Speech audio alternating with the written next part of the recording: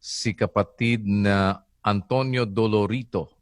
Kapatid na Antonio, tuloy po kayo. Flag ready. Matagal na po akong aanib sa loob ng Iglesia ni Cristo. 40 taon na po akong aanib. Pero madalas po pagka may pagsamgasaan, binabanggit po yung talatang Roma 16:16.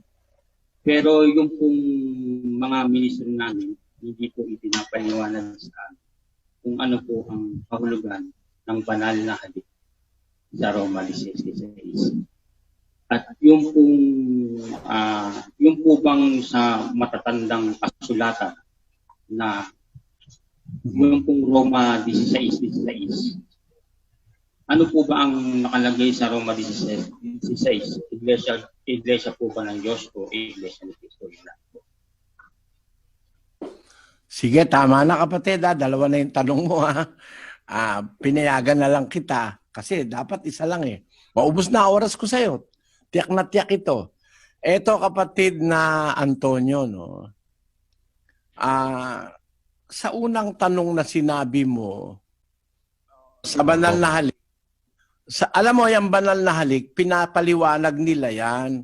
Kaya lang mali. Pinuna ko nga yan eh.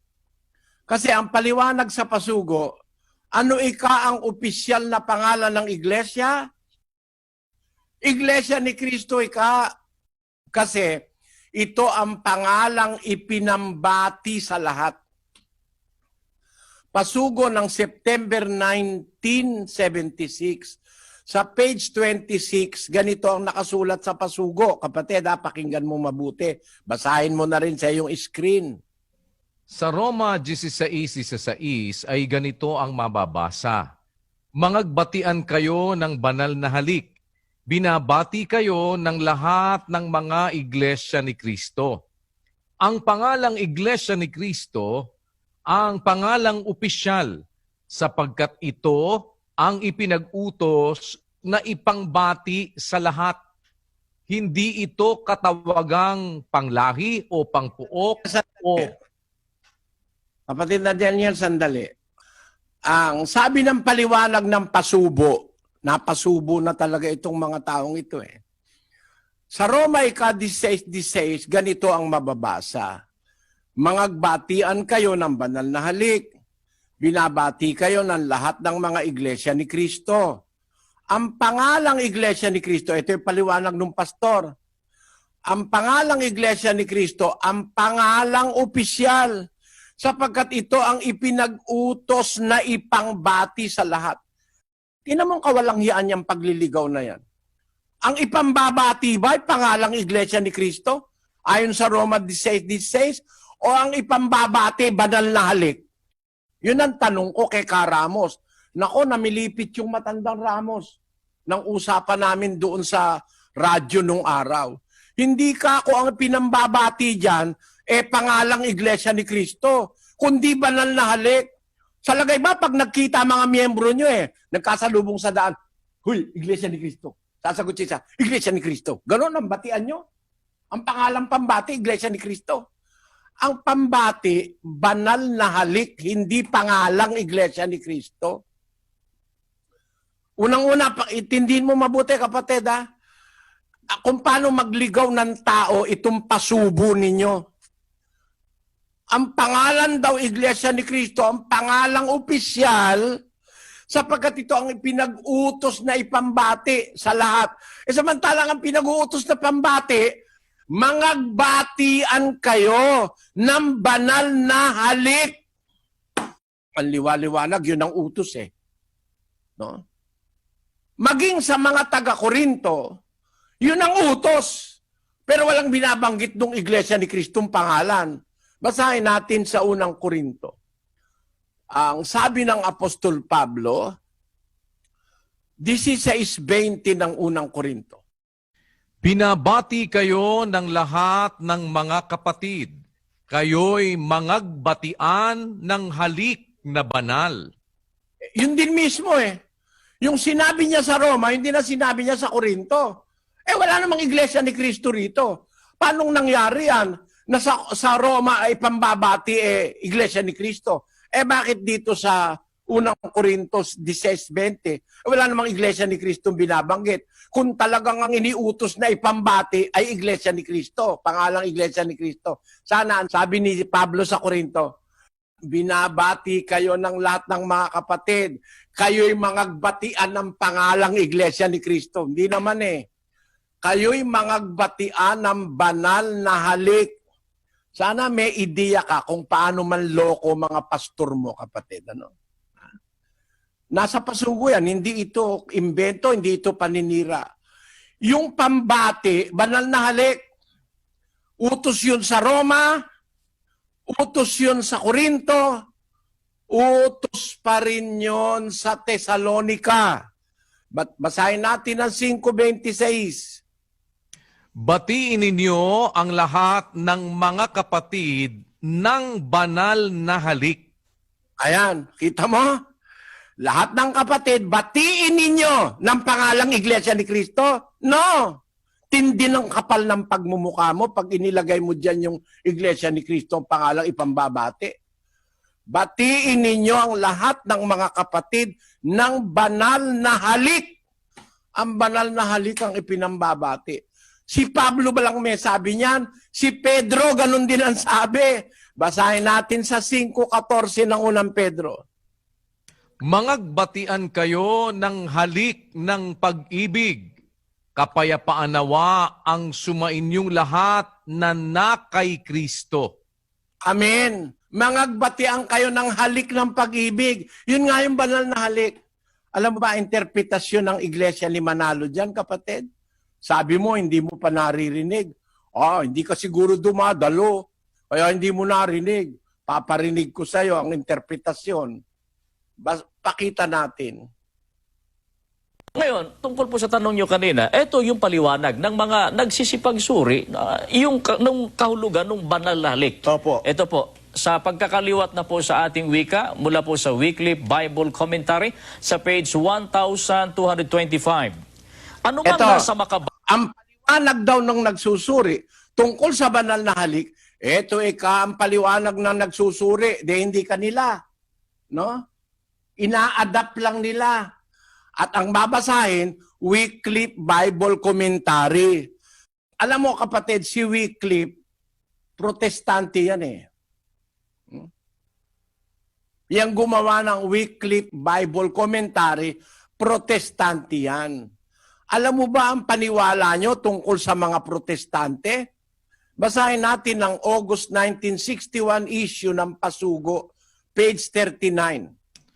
Kaya sa wakas ng lathalang ito, dapat na nating itakwil ang mga paring Katoliko at ang mga pastor protestante sapagkat sila'y mga ministro ni Satanas. Ministro Satanas yung mga protestante, sabi ninyo. Bakit pagka magigipit kayo sa paliwanag, kinukuha nyo ang paliwanag ng ministro ni Satanas? Tinan mo katarantaduhan yan. Kontradiksyon niyang aral ng Pasugo Dapat daw itakwil yung mga ministro ng protestante at mga pastor. Kasi mga ministro ni Satanas. Ngayon, nung hindi nila maipaliwanag yung banal na halik, pumunta sa Wycliffe Bible Dictionary. Ano raw? Ulitin natin nga, kapatid na Daniel. Ngayon, tungkol po sa tanong nyo kanina, ito yung paliwanag ng mga nagsisipagsuri, nung kahulugan ng banal na halik. Opo. Ito po, sa pagkakaliwat na po sa ating wika, mula po sa Wycliffe Bible Commentary, sa page 1225. Anumang nasa makabagong mga kultura ang lumalarawan sa malalim na pagmamahalan na dapat madama ng mga Kristiyano sa isa't isa. Isang halik sa pisngi, isang mainit na pakikipagkamay, ang paghahawak ng dalawang kamay, at iba pa. Ito ang katumbas ng iniutos ng mga apostol. Ito yung bunga ng pagsusuri ng mga nag-aaral po sa Biblia, kapatid na Michael, tungkol po sa Roma 16:16, ang ating stand na yung banal na halik, paraan po ng pagbati. Doon po sa mga bansa na yung beso-beso. Opo. Tama yun eh. Wala namang masama doon. At ginagawa nga po sa loob ng Iglesia ni Cristo. May mga kaani po sa Iglesia na yun ang ginagawa. Opo. Na ang isa namang katumbas nito, yung shake hand. Opo. Batay din po sa ating binasa. Yan ay katumbas ng itinuro ng mga apostol. Batay po sa komentaryong ito. Yan ang ginagawa raw sa Iglesia ni Cristo. Yung pinaliwanag ni Wycliffe na protestanteng pastor na sa demonyo. Na ang kahulugan daw ng mananalik ay halik sa pisngi, beso-beso. O kaya shake hands. Yan. Ayan. Yan daw ang banal na halik sa inyo.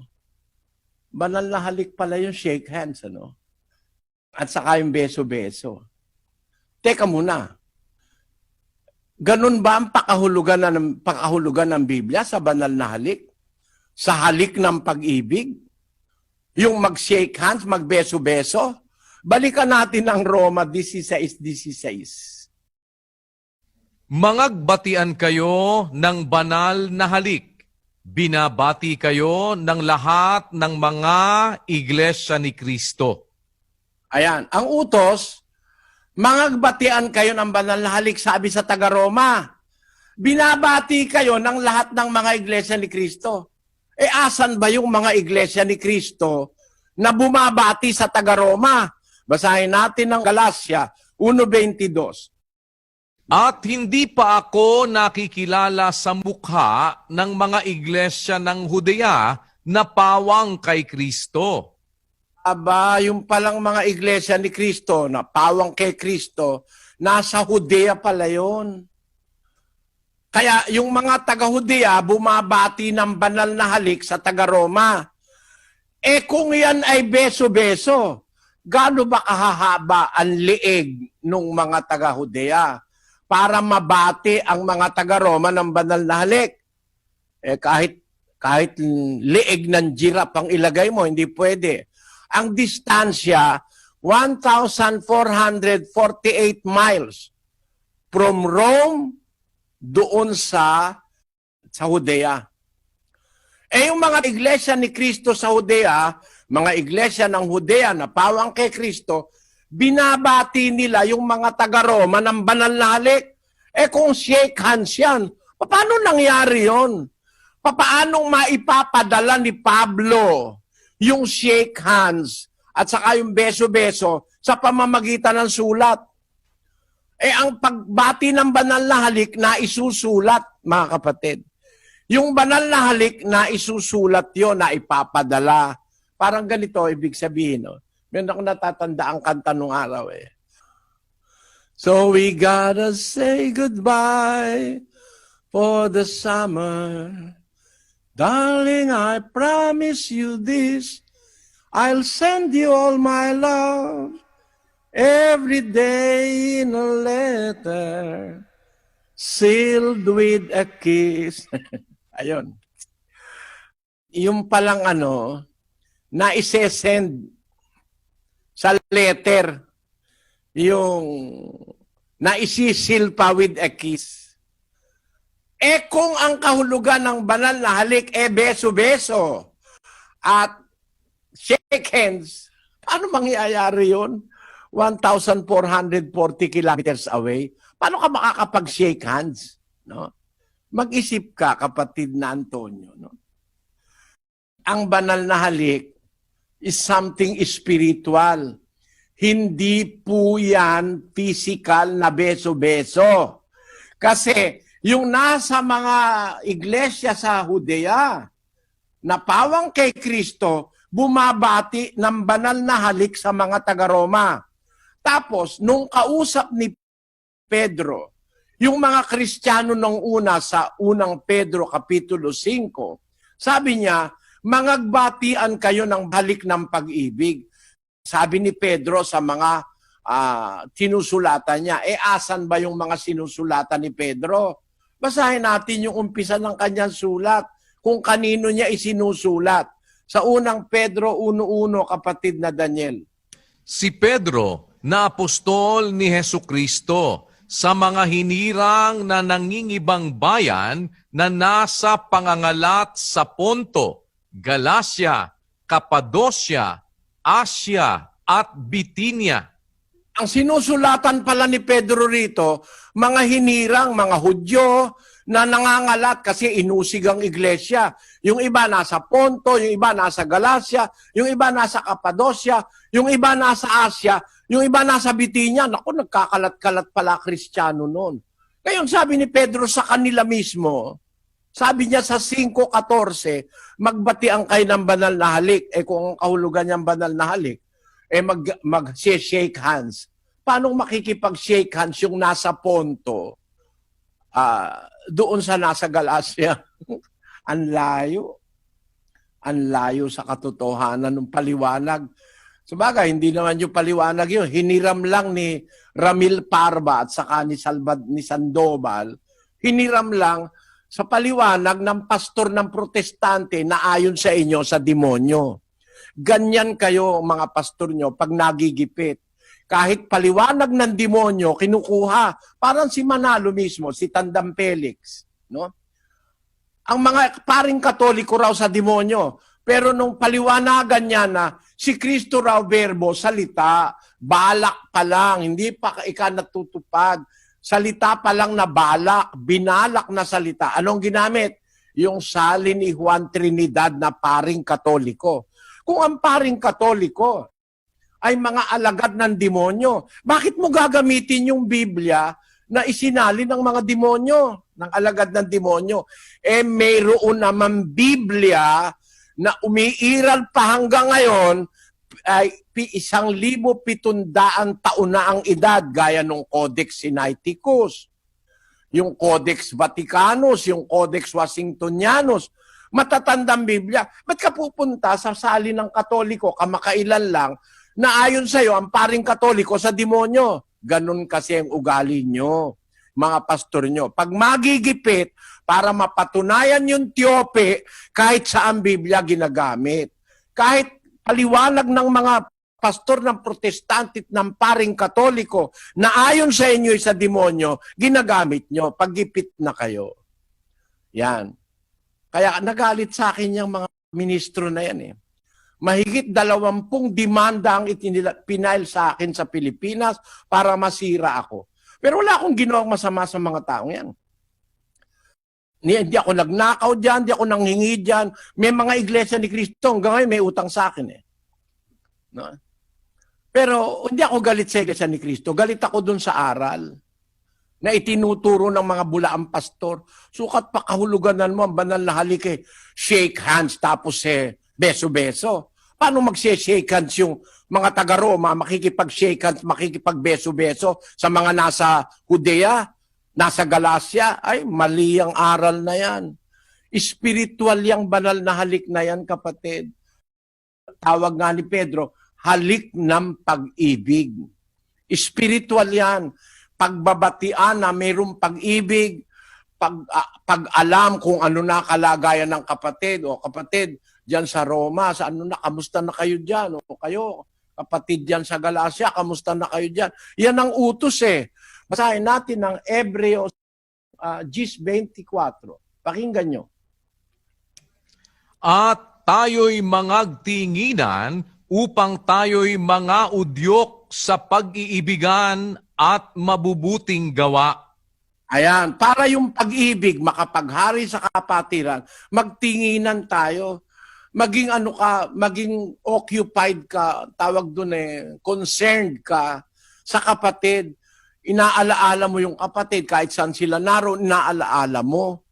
Yun ang pagbabatian ng banal na halik, yung maalaala mo yung kapatid, mapadalhan mo ng kahit na sulat, o kaya mapadalhan mo ng pagbati, o kaya makibalita. Kaya lalo na ngayon, napakadali magdadial ka lang sa telepono, kahit nasa dagat, makakausap mo yung kapatid Pero para sabihin mo, pakahulugan nun shake hands at saka beso-beso. Merong espiritual na kahulugan ng halik, kapatid. Eto yun, pakinggan mo. Sa awit, sa Kapitulo 85, versikulo 10 patuloy, ganito nakasulat. Kaawaan at katotohanan ay nagsalubong. katwiran at kapayapaan ay naghalikan. Yan. Ang kawaan at katotohanan nagsasalubong.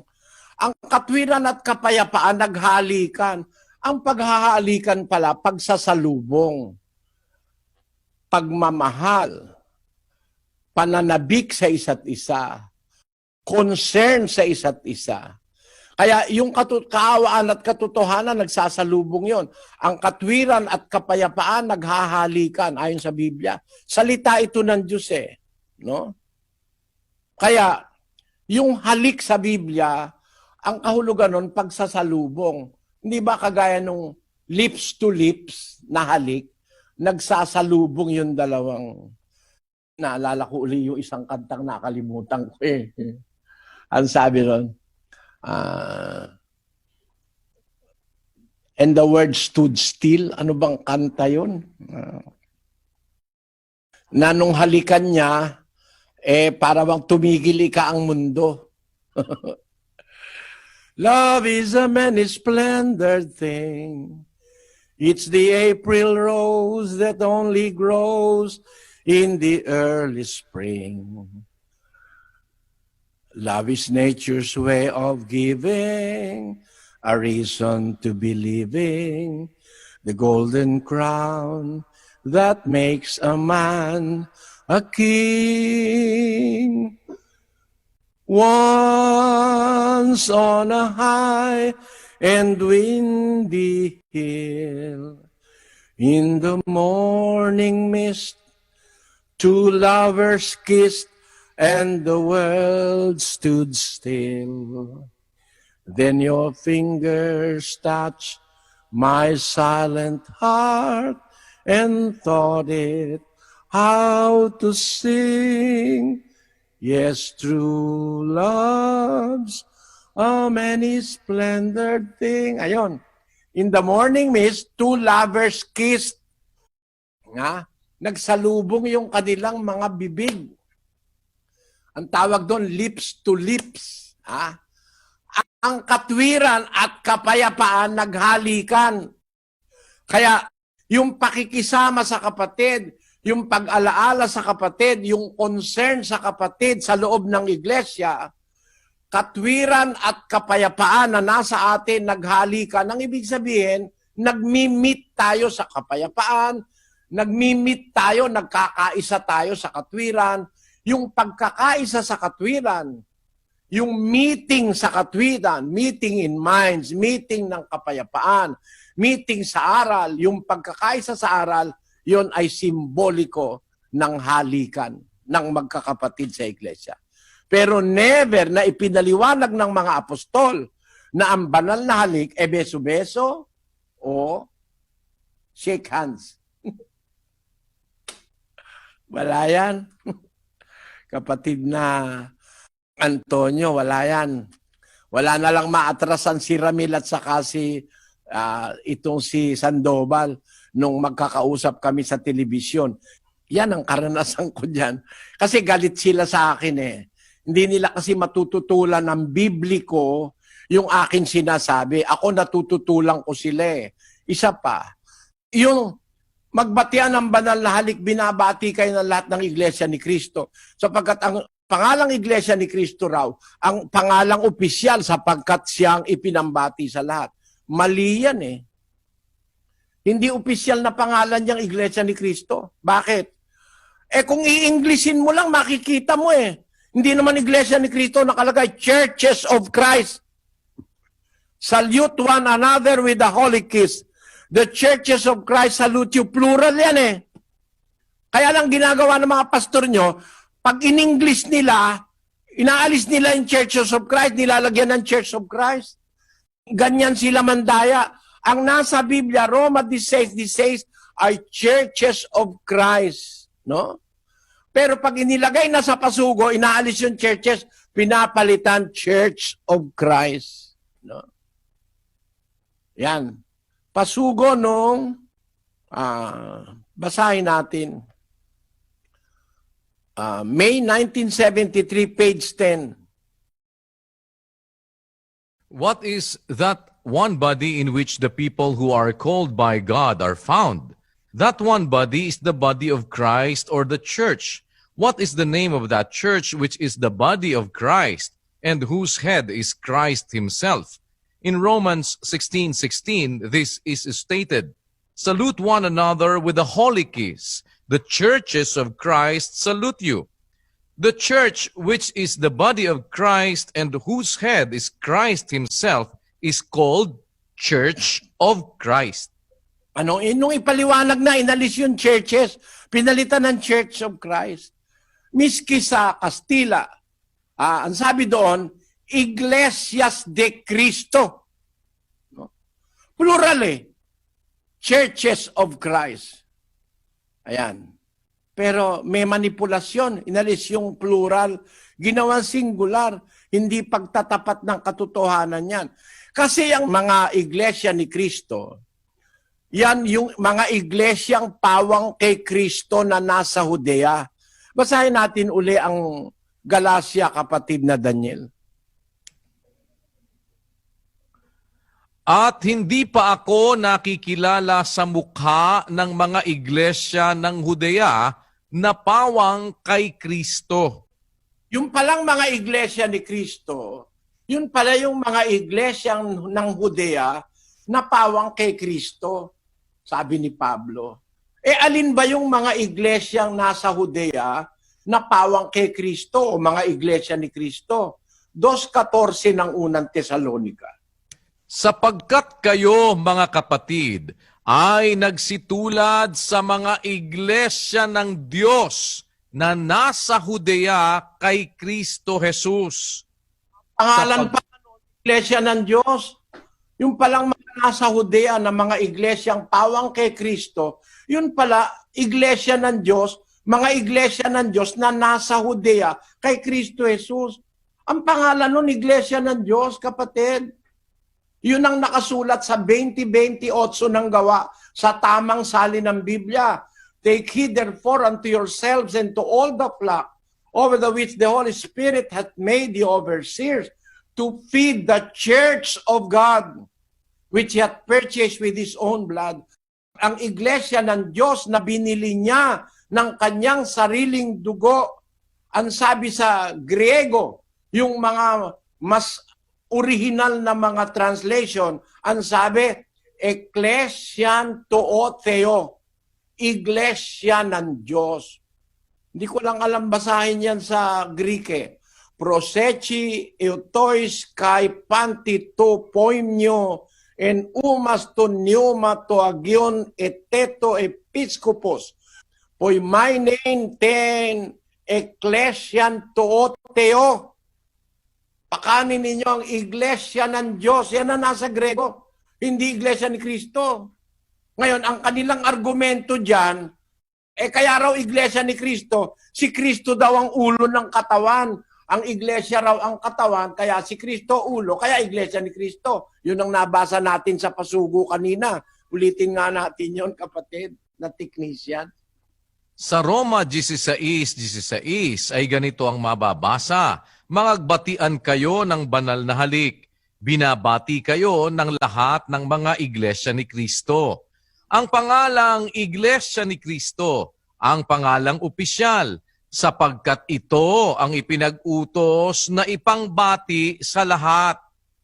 Hindi ito katawagang panglahi o pangpuok o pang isang katangian lamang, kundi ito'y tumutukoy sa lahat. Ito'y tumutukoy rin sa kalagayan. Ayan, yun ang paliwanag nila. Pero meron pang isang pasugo na kaya daw iglesia ni Kristo, kasi katawan ni Kristo is Kristo ang ulo, kaya iglesia ni Kristo. Yun ang kanilang paliwanag. Pakilagay mo yung pasugo na yon. Na kaya iglesia ni Kristo, ayun, sa English pala yon, sa page 10 ng 1973, issue ng kanilang pasugo. Pakibasa mo yung last paragraph, kapatid na Daniel. The church which is the body of Christ and whose head is Christ himself is called Church of Christ. Ayan, kasi si Kristo raw ang ulo, kaya ang tawag ay Iglesia ni Kristo. Teka muna, kapatid. Mali ang interpretasyon na naman ni Manalo dyan. Colosas 1:18. Basahin natin, kapatid na Daniel. Siya ang ulo ng katawan sa makatwid bagay ng iglesia. Yan, ang liwanag Si Kristo ang ulo ng katawan. Alin yung katawan? Sa makatwid bagay ng iglesia. Abe, di kasama si Kristo dun sa katawan. Siya nga ang ulo Meron ba namang katawang walang ulo? Pugot yun. Pero sa isang tamang katawan, sa tamang sentido ng katawan, si Kristo ang ulo ng katawan. Sa makatwid ng iglesia. Alin ang iglesia? Di yung katawang may ulo. Para sabihin mo ngayon, iglesia ni Kristo kasi siya ang ulo ng katawan. Parang pinag-iwalay mo Siya ang ulo ng katawan. Aling katawan? Yung katawang may ulo, nasa makatwid bagay ang iglesia. Ang iglesia, katawang may ulo, kumpleto. Kanino yung katawan? Kay Kristo ba yung katawan na yon? Basahin natin ng Efeso 2:16. Pakinggan nyo. At upang papagkasunduin silang dalawa sa isang katawan sa Diyos. Katawang sa Diyos. Ang Diyos ang may-ari niyan Siya nga ang nagporma ng iglesia Sabi sa 12:28 ng unang Korinto, naglagay ang Diyos ng ilan sa iglesia. Una-una, apostol, ikalawa, propeta, ikatlo, guro, saka himala, saka kaloob na pagpapagaling. Mga pagtulong, pamamahala, iba-ibang wika. Sino ang pumorma ng iglesia? Ang Diyos. Inilagay niya na parang isang katawang kompleto. May ulo. Ang ulo si Kristo. Si Kristong ulo, sino may-ari? Basahin natin ang Lucas. Pakinggan niyo ang sinasabi sa aklat ni Lucas 9:20. At sinabi niya sa kanila, datapwat, ano ang sabi ninyo kung sino ako? At pagsagot ni Pedro ay nagsabi, ang Kristo ng Diyos. May-ari sa Kristo, ang Diyos. Ikaw ang Kristo ng Diyos, sabi ni Pedro. Kaya yung ulo sa Diyos. Yung katawan, kanino? Sa Diyos, kasama ulo. 2:16, balik tayo kapatid na Daniel. At upang papagkasunduin silang dalawa sa isang katawan sa Diyos. Yung katawan, ang original may-ari nun ng Diyos. Hindi ibig sabihin kung katawan ni Kristo ang iglesia, pag-aari na ni Kristo ang iglesia. Hindi ganon. Katawang sa Diyos yan. Ang Diyos ang bumuo. Inilagay ng Diyos ang bawat isang sangkap ng katawan ayon sa kanyang minagaling. Unang Korinto. Basahin natin ang Kapitulo 12, versikulo 18, kapatid na Daniel. Datapwat ngayoy inilagay ng Diyos ang bawat isa sa mga sangkap ng katawan ayon sa kanyang minagaling. Sino ang bumuo ng katawan? Ang Diyos. Ayon sa kanyang minagaling, nilagay niya bawat isang sangkap. Nilagay niya si Kristo na ulo at yung mga iba ay mga kaani, mga ministro, mga obispo, etc. Nakabuo ang Diyos ngayon ng isang katawan. Kanino yan? Isang katawang sa Diyos. Huwag mong kakalimutan, kapatid na Antonio, isang katawang sa Diyos. Hindi katawan ni Kristo, siya may-ari. Yung katawan natin, hindi tayo may-ari nun. Sabi ni Pablo, ang inyong katawan nasa Diyos. Basahin natin sa 6:20 ng unang Korinto. Sapagkat kayo'y binili sa halaga, luwalhatiin nga ninyo ng inyong katawan ang Diyos at ng inyong espiritu na sa Diyos. Katawan at espiritu ng isang Kristiyano sa Diyos. Ang katawan natin, ang ating espiritu sa Diyos. Ang iglesia sa Diyos. Si Kristo sa Diyos. Kaya ang total niyan, iglesia ng Diyos. 2 Korinto 1:1. Pakinggan nyo. Si Pablo na apostol ni Kristo Jesus sa pamamagitan ng kalooban ng Diyos at si Timoteo na ating kapatid sa Iglesia ng Diyos na nasa Korinto, kalakip ng lahat ng mga banal na nasa buong Akaya. Yan ang opisyal na pangalan. Kalakip na dyan ang lahat. Iglesia ng Diyos na nasa Korinto at kalakip ng mga banal na nasa buong Akaya, Asia at iba't ibang panig ng mundo. Kaya yung Iglesia ng Diyos, yan ang opisyal na pangalan. Bakit? Yan ang pangalan ng may-ari Ang talagang sa Diyos, tinatawag sa kanyang pangalan. 43:7 ng Isaias. Pakinggan mo kapatid na Antonio. Bawat tinatawag sa aking pangalan at yaong aking nilikha ay sa aking kaluwalhatian, yaong aking inanyuan, oo, yaong aking ginawa. Maliwanag na maliwanag Ang mga tinatawag sa aking pangalan, bawat tinatawag sa aking pangalan, sabi ng Diyos, yaong aking nilikha, siyang gumawa nun. At sa aking kaluwalhatian, yaong aking inanyuan, oo, yaong aking ginawa. Kaya yun sa Diyos, tinatawag sa pangalan ng Diyos. Daniel 9:19. O Panginoon, dinggin mo. O Panginoon, patawarin mo. O Panginoon, iyong pakinggan at gawin. Huwag mong ipagpaliban, alang-alang sa iyong sarili, O Diyos ko, sapagkat ang iyong bayan at ang iyong mga tao ay tinatawag sa iyong pangalan. For thy people and thy cities called by thy name. Ang iyong bayan, ang iyong mga tao, tinatawag sa iyong pangalan. At yan din ang paniniwala ng mga apostol. Ang opisyal na pantawag sa mga tao ng Diyos ay ang pangalan ng Diyos. 3:14 ng Efeso. Pakinggan niyo ang sabi ni Pablo.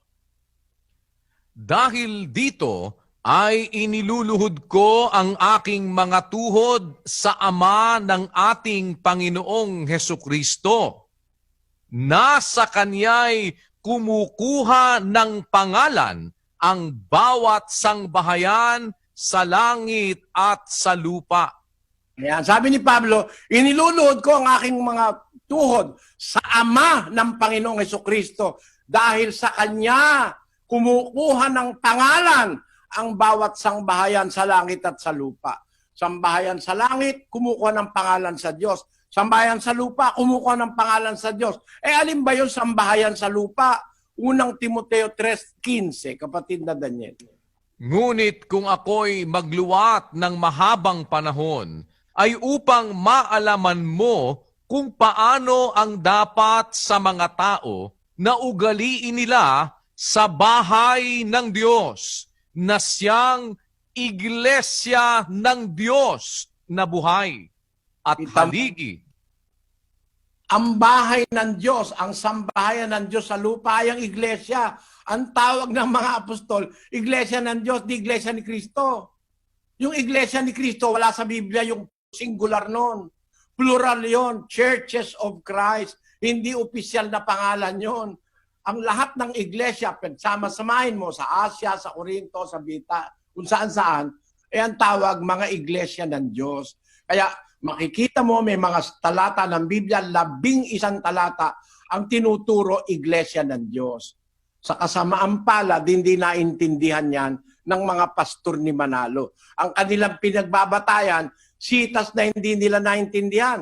Sabi ka ni Kristo, sinasabi ko sa iyo, ikaw ay Pedro, sa ibabaw ng batong ito, tatayo ko ang aking iglesia. Ang emphasis nila, tatayo ko ang aking, ang kahulugan ng akin, pagmamay-ari kayon. Kaya dapat, ang iglesia, ang nagtayo si Kristo, aking iglesia, iglesia ni Kristo. Pilosopya yon, hindi yun ang nasa Biblia. Kasi ang nasa Biblia, nung sabihin ni Kristo kay Pedro, itatayo ko ang aking iglesia sa ibabaw ng batong ito, yung salita na yon, hindi original na salita ni Kristo yon.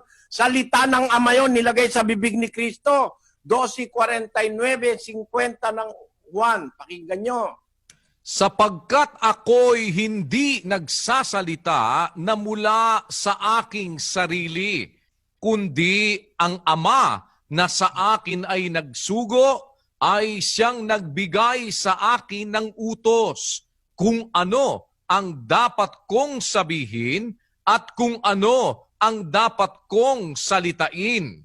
Meron ba salitang pansarili si Kristo? Ang nagsugong ama sa akin ang nagbigay ng utos kung ano sasabihin ko, kung ano sasalitain ko. Kaya nung itatayo iglesia, sinabi niya, sinasabi ko sa iyo, ikaw ay Pedro, sa ibabaw ng batong ito, tatayo ko aking iglesia. Kanino salita yun? Salita ng ama yun. Kaya nang matupad yan, iglesia ng Diyos. Hindi iglesia ni Kristo. Kasi salita ng ama yun. Ang talagang nagtayo ang Diyos, kinasangkapan lang si Kristo. Hebreo 3:4. Pakinggan nyo. Sapagkat ang bawat bahay ay may nagtayo, datapwat ang nagtayo ng lahat ng mga bagay ay ang Diyos. Kasama ang iglesia. Ang nagtayo ng lahat ng bahay, lahat ng bagay ay ang Diyos. Bawat bahay may nagtatayo. Maring nagtayo si Pablo, nagtayo si Pedro, nagtayo ng kung sino-sino. Pero ang kredito, ang nagtayo ng lahat ng bagay, lahat ng totoo ay ang Diyos. Kaya yung iglesia ang totoo, nagtayo nun ng Diyos.